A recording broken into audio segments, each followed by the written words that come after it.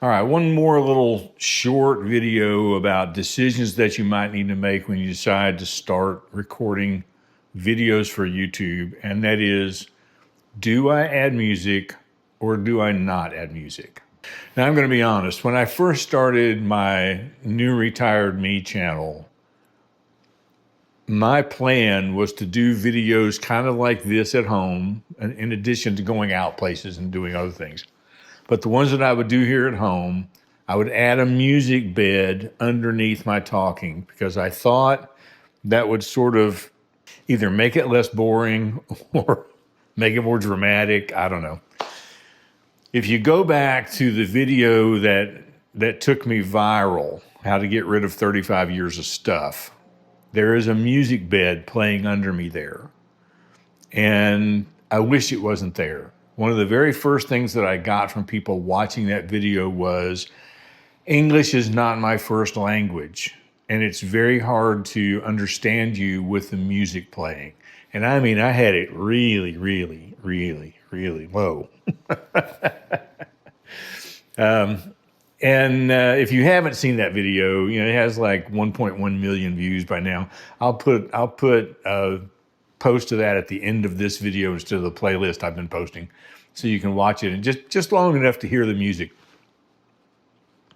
But there are times maybe that you do want music. If you've got a long section of B-roll or, like some of the movies that I've done here where I've just done a voiceover in the background and everything is a series of, kind of different shots tied together to help tell the story, then you might want music for those kinds of things. Or if you are talking and then you're going to go into something that's in really fast motion, or you're going to do a section of no talking, maybe you want to fill that little section up with a little bit of music.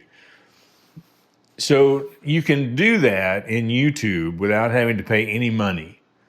And so all you have to do, and I'm going to show you on the screen here my Coffee Time EDU channel because it's not monetized. And this is what you would see if you are just starting. And so when you pull your channel up, over on the left-hand side of the screen, it's going to say something like your videos. That basically takes you to the YouTube studio. And then all the way down at the bottom on the left, you'll see the audio library.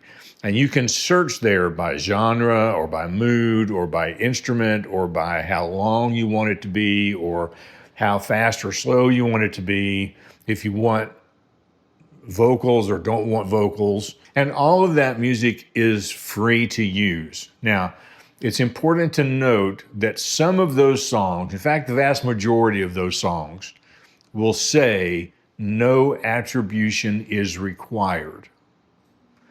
But you will occasionally run across some that will give you a little spiel that you have to copy and paste in the description of your video so that you don't get caught, in some type of copyright disgruntlement. So just watch for that. And the music there on this channel, that music I used for the first 10 months or so on anything that needed music, I just went there.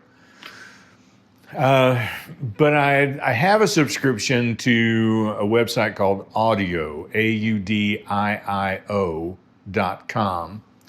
And it was cheap enough to buy a lifetime membership. It was cheaper to buy the lifetime membership than it was to buy an annual subscription on some other sites that people talk about. And I've been pretty happy with the music. I don't have any problems with that.